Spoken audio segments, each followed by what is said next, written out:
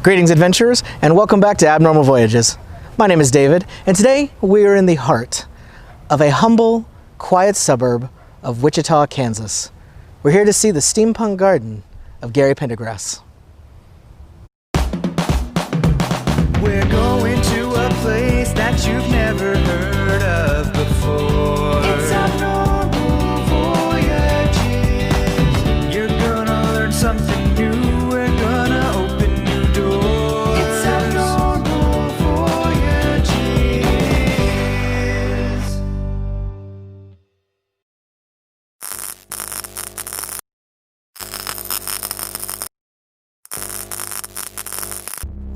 Steampunk is a beloved and growing genre in the pop culture world.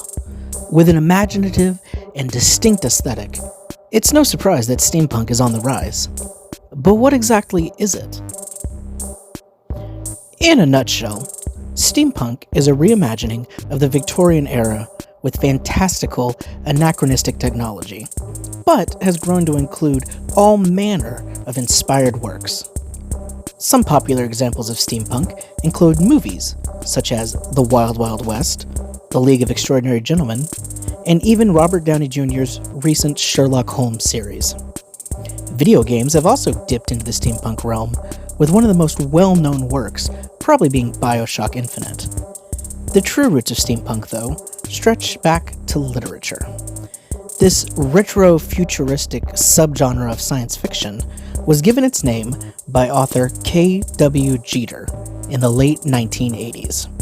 Though works by famous writers like H.G. Wells and Jules Verne are considered quintessential steampunk reading.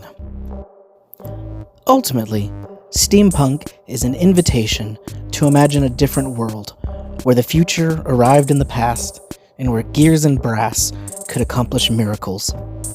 One of the greatest examples of someone who took this spark of imagination and ran with it is Gary Pendergrass and his steampunk garden. Gary Pendergrass is a retired home remodeler who discovered steampunk back in 2012 and instantly became fascinated with it. So much so that he now has already over 100 different and unique pieces, all handmade by himself. Some of his work can be found in local galleries, but the bulk of his creations can be seen right here in front of his home. When Gary began creating, he mainly made smaller steampunk works, meant for inside the home. But, at request from his wife, he began building outdoor projects. His garden truly began to take shape, and it continues to grow to this very day. Admission is free to everyone, but donations are of course appreciated. The purpose of this wonderful and eccentric art installation is to inspire that creativity and imagination in everybody. Everywhere you look, there's something new and interesting to explore and really think about. I think looking around, you could probably find about 1,000 different stories just waiting to jump out and be told.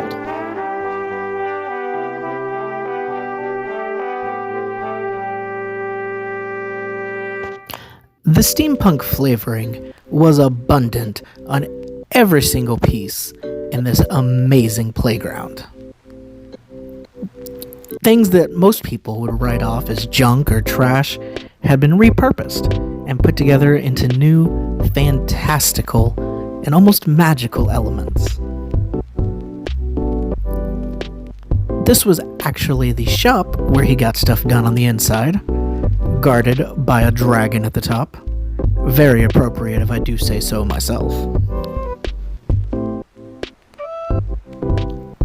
Everything absolutely had its own character and personality.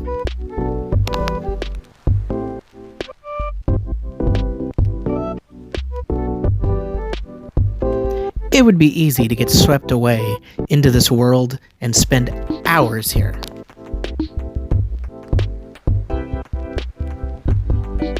Even better, most things have cranks and different switches to do things.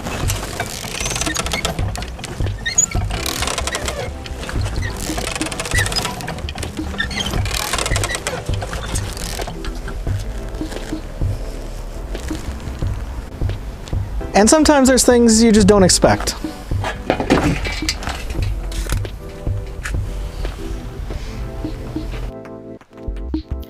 It was really amazing to see the transformation of what had once been a regular house with a little bit of garage and pavement to become this completely different world just by adding some art.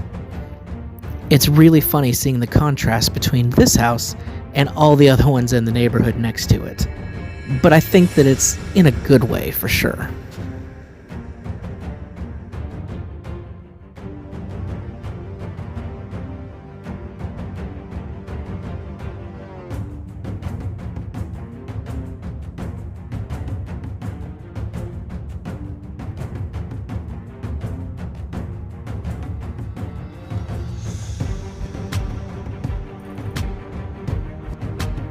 If you peek over the fence, you can actually see an abundance of other projects that Gary is currently working on. These are different ones that will either be added to the collection on the other side for the public, or sent away to galleries and special commissions. This is definitely a voyage nobody's going to forget anytime soon. This friendly dragon sitting on a bench was probably my favorite piece, followed very closely by good old Abraham Lincoln and the giraffe. Ultimately, this is an incredible place full of magic, and I just feel extremely lucky that I got to see it. The best thing about doors is you never know where they're going to take you next.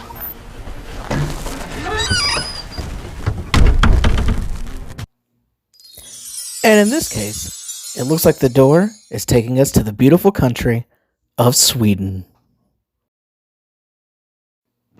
Okay, maybe not actually Sweden, but one of the closest places you can get. Welcome to Lindsborg, Kansas. The city of Lindsborg, Kansas was settled in the spring of 1869 by a group of Swedish immigrants. They envisioned a town where they could continue their culture, and the city today is affectionately nicknamed Little Sweden. Though the population is only a little over 3,000, this small town is big on character and tradition. Everywhere you look, there are unmistakable signs of the Swedish roots that this city sprung up from. With a strong background and love for the arts and performing, this little town is quite a slice of paradise in the middle of Kansas. Things like this antique phone booth really just bring the place together. But that is not what we are here checking out today.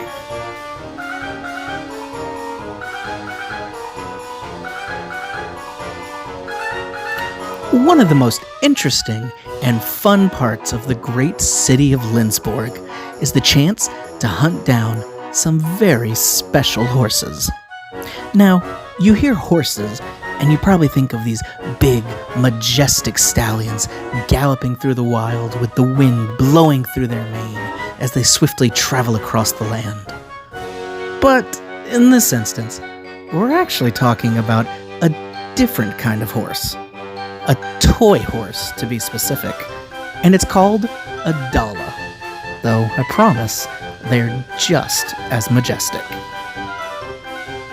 The Dala, which is commonly a small carved horse, is one of the most popular images in Swedish folk art. Though no one can say with 100% certainty what the original meaning or story behind the horse is, one of the most popular origin stories goes back to the cold winter of 1716. The king was waging war, and many soldiers were being quartered in family homes. At the time, food was pretty scarce across the land. One of these soldiers carved and painted a little wooden horse in his free time and then gave it as a gift to the child of the house he was staying in. In exchange for this gift, the mother expressed her thanks with a big bowl of soup for the soldier. They repeated this trade, and soon enough, other soldiers began carving horses to barter for food as well. The Dala was born. In the year 2000, the city of Lindsborg decided to create some large fiberglass Dalas and allow them to be decorated by local artists. Today, you can travel through the town and spot these colorful wild Dala all over the place. Let's see how many we can find. Number 1, the dancing Dala with some Swedish dancers painted on it. Number 2, King Oscar.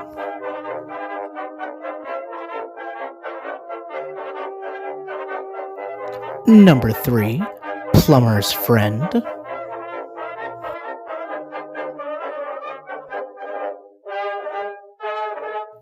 Number 4, the Fremount Filly.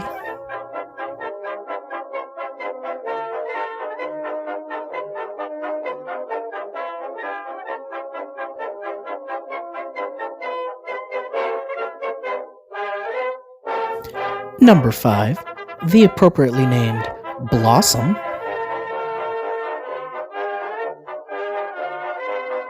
Number 6, Yankee Doodle Dala, with a mask on for social distancing.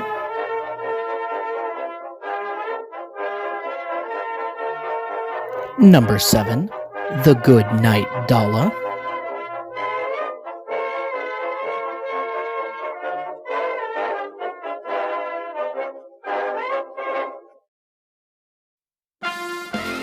Number 8, Heard It Through the Grapevine.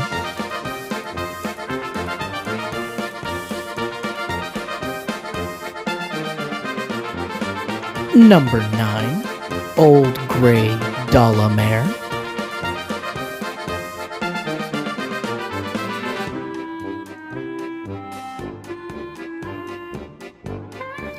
Number 10, Kroner, the Dala Horse.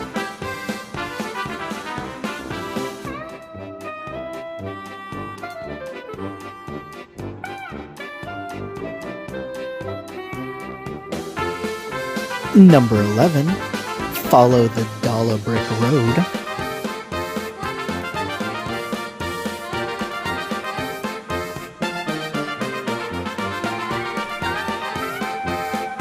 Number 12, Stallion Leader.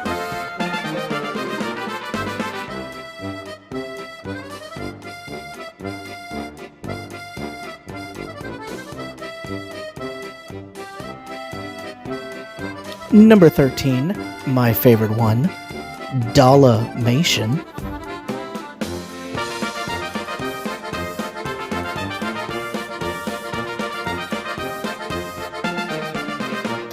Number 14, Hammering Immigration.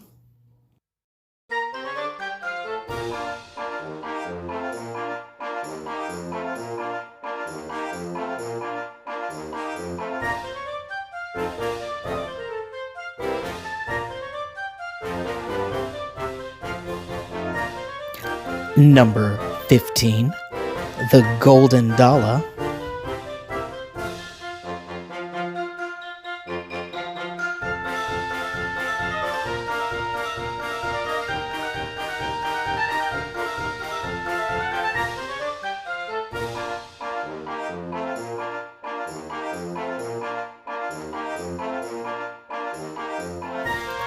(16) simply named Legacy, showing off a little of the history of the town.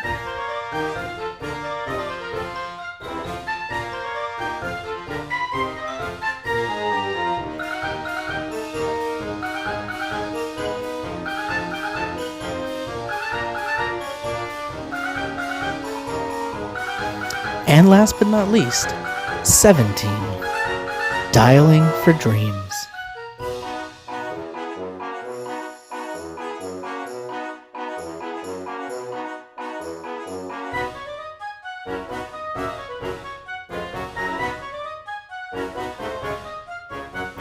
Hunting wild Dalas sure can be a lot of work.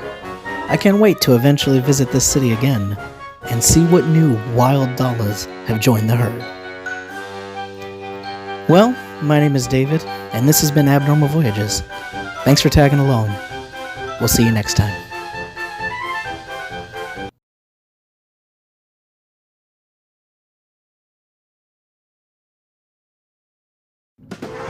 Join us for a rip-roaring good time as we explore the Old West town of Dodge City. From horses and cowboys to the gambling and girls of the famous saloons. Grab a drink and come on down. You ain't gonna want to miss this.